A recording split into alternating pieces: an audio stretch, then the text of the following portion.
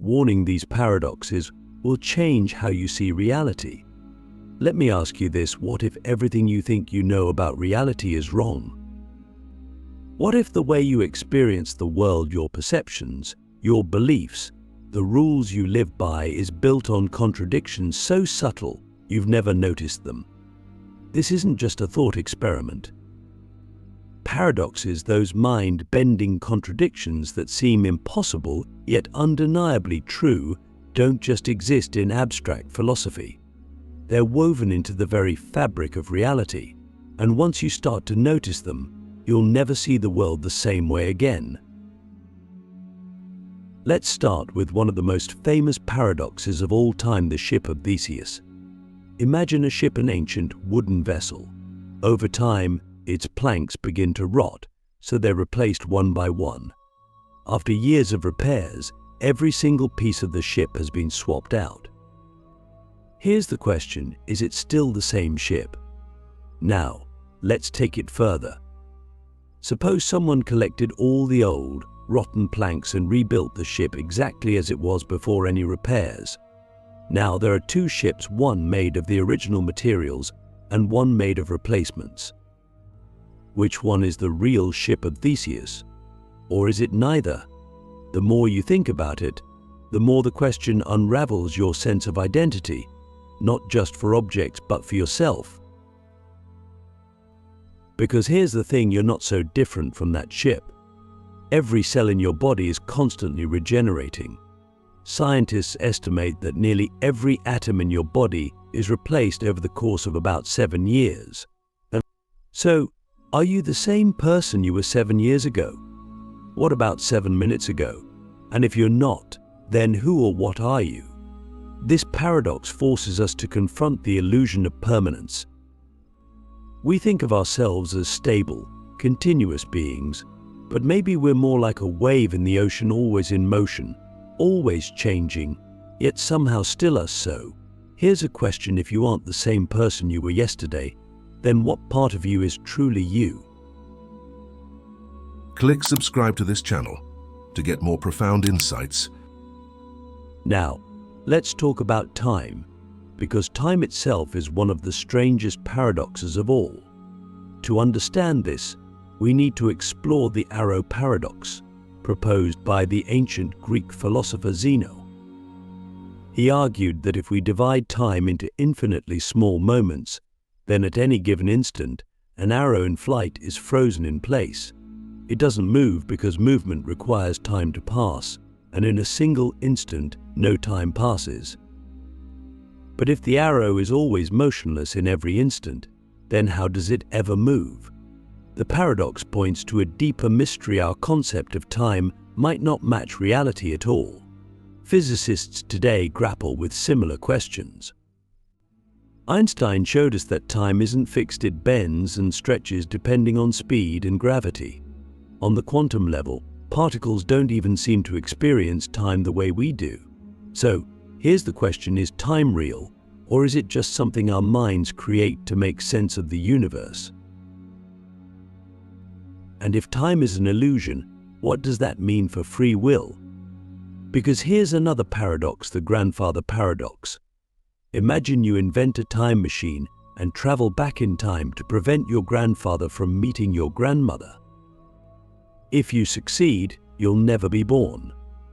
But if you're never born, how could you have gone back in time to prevent their meeting? This paradox doesn't just mess with our understanding of time, it challenges the very idea of cause and effect. If the past can be rewritten, then the future isn't fixed. But if the future isn't fixed, how can we make choices that matter? This leads us to a haunting question: are we really in control of our actions, or are we just passengers on a train that's already been set in motion? These paradoxes force us to confront an uncomfortable truth: the reality we experience might not be the reality that exists. What you see, hear, and feel is just a construction of your mind, a model of the world based on limited sensory input. But if your mind is creating your reality, then what lies beyond it?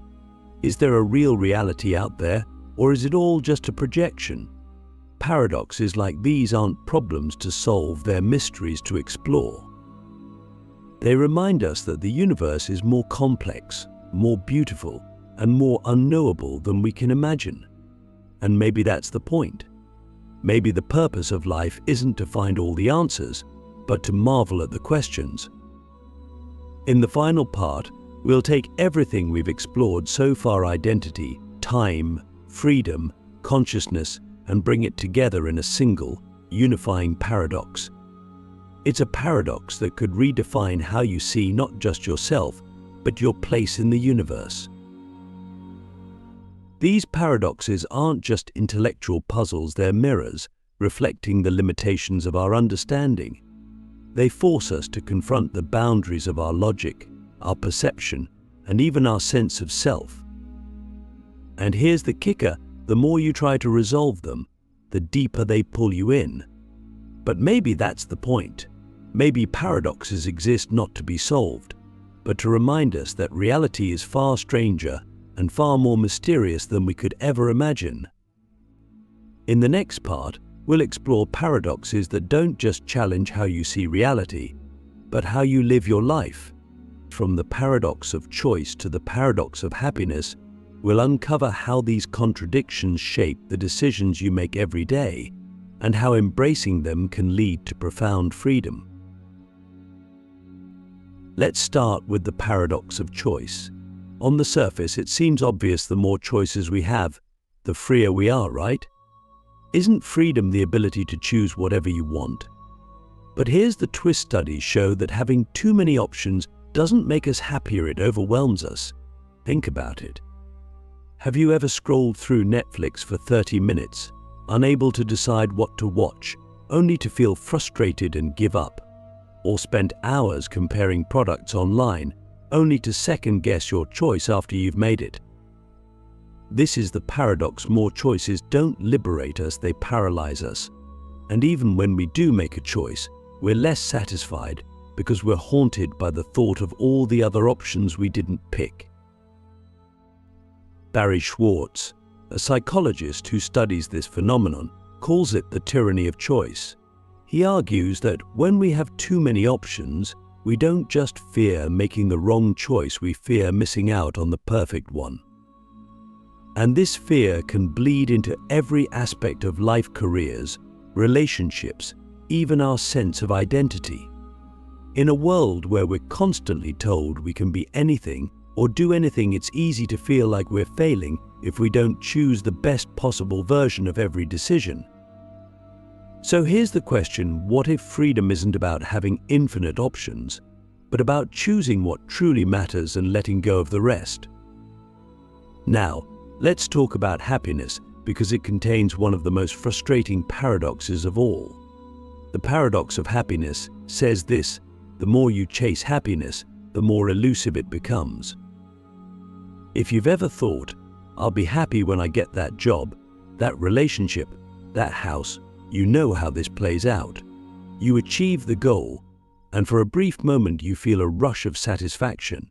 But soon, the feeling fades, and you're left chasing the next thing. This isn't just a personal failing, it's built into our biology. Psychologists call it the hedonic treadmill. Our brains are wired to adapt to new circumstances, which means that even the things we once dreamed of eventually lose their shine. But here's where the paradox gets even trickier: happiness doesn't come from pursuing it directly. It comes as a byproduct of other pursuits: living with purpose, connecting deeply with others, or immersing yourself in meaningful challenges. Viktor Frankl, a Holocaust survivor and psychiatrist, put it best: happiness cannot be pursued, it must ensue. It only does so as the unintended side effect of one's dedication to a cause greater than oneself. So, here's a thought: what if the reason happiness feels so out of reach is because you're chasing it in the wrong direction? What would happen if, instead of asking, "What will make me happy?" you asked, "What can I give my life to that's worth the struggle?" And then there's the paradox of effort. In our productivity-obsessed culture, we're constantly told that success is about working harder, grinding longer, and pushing through no matter what. But here's the paradox: sometimes, the harder you try, the further away your goal becomes. Think about sleep. If you've ever had insomnia, you know that the more you try to force yourself to fall asleep, the more awake you feel. Or creativity: have you ever sat down to write, paint, or brainstorm, only to find that trying to force inspiration makes it disappear? This is the paradox. Effort is essential, but so is surrender. Sometimes progress comes not from pushing harder, but from letting go. The ancient Chinese philosophy of Taoism captures this beautifully. The Tao Te Ching says, "When you let go of what you are, you become what you might be." It's a reminder that life has a flow, and fighting against it only creates resistance. Self-discipline and hard work are important, but they have to be balanced with patience and trust. So, ask yourself, are there areas of your life where you're holding on so tightly that you're actually holding yourself back? What would happen if you loosened your grip and let things unfold naturally? These paradoxes, the paradox of choice, the paradox of happiness, the paradox of effort, aren't problems to be solved. They're truths to be lived. They remind us that life is full of contradictions, and that navigating those contradictions is what makes life so rich and complex. The challenge isn't to escape these paradoxes, but to embrace them with curiosity and courage. In the next part, we're going to take things even further. We'll explore paradoxes that delve into the very nature of existence, consciousness, and the universe itself. Get ready, because these concepts will challenge everything you think you know about reality and might just leave you questioning what it means to exist at all. The infinite mirror: how paradoxes reveal the truth about existence and consciousness. Now that we've explored the paradoxes woven into everyday life, let's step into deeper waters.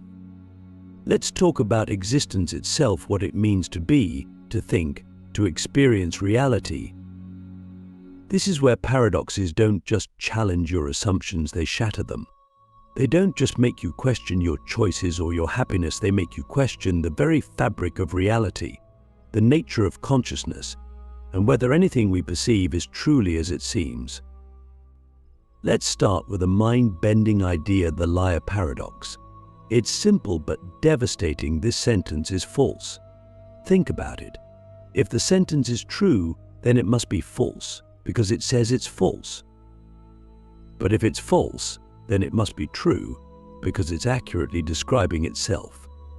It's an endless loop, a snake eating its own tail. But this isn't just a clever word game, it's a window into the limitations of logic itself. The liar paradox shows us that even the systems we trust most to understand the world, logic, language, reason, can collapse in on themselves. And if logic has limits, what does that mean for our understanding of reality? After all, everything we think we know about the universe is filtered through our minds, through the lens of perception and thought.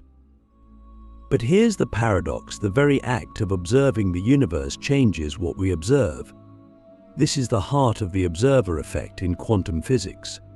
At the smallest scales of reality, particles behave differently depending on whether or not they're being observed. A particle isn't just in one place, it exists in a state of potential, a cloud of probabilities, until we measure it. It's as if consciousness itself shapes reality. This raises a profound question: what is the relationship between your mind and the universe? Is consciousness just a byproduct of the brain, or does it play a fundamental role in creating reality? The philosopher George Berkeley argued that existence itself depends on perception. He famously wrote, "To be is to be perceived." In other words, without a mind to observe it, does the universe even exist? Or is reality more like a dream, something that only exists while it's being experienced? And this leads us to an even deeper paradox: the hard problem of consciousness. How can something physical, like the brain, produce something immaterial, like thought, emotion, or self-awareness? Neuroscience can tell us which parts of the brain light up when we feel love or fear, but it can't explain why we experience love or fear in the first place. This is the paradox of consciousness. The mind is both the tool we use to understand the universe and the greatest mystery within it. But here's where things get even stranger. What if the very idea of you, the self, the observer, is an illusion? This is the paradox of the self. When you try to pin down who you really are, you find nothing solid. Are you your body? Your memories? Your thoughts? Neuroscience suggests that the self isn't a fixed entity but a process, a constantly shifting narrative created by the brain. And yet, paradoxically, this illusion of a self feels undeniable. So here's the question: if the self is an illusion, who is asking the question? The paradoxes of everyday life, why more freedom can trap you and happiness slips through your fingers. Let's shift gears for a moment. Paradoxes aren't just abstract questions about time, identity, or reality. They're embedded in the choices we make, the emotions we feel, and the way we live our lives. Whether you realize it or not, some of the most frustrating struggles you face every day are rooted in paradoxes, contradictions that seem to defy logic, yet define the human experience. And here's what's crazy: the harder you try to escape these paradoxes, the more trapped you become. But if you can learn to embrace them, they might just set you free.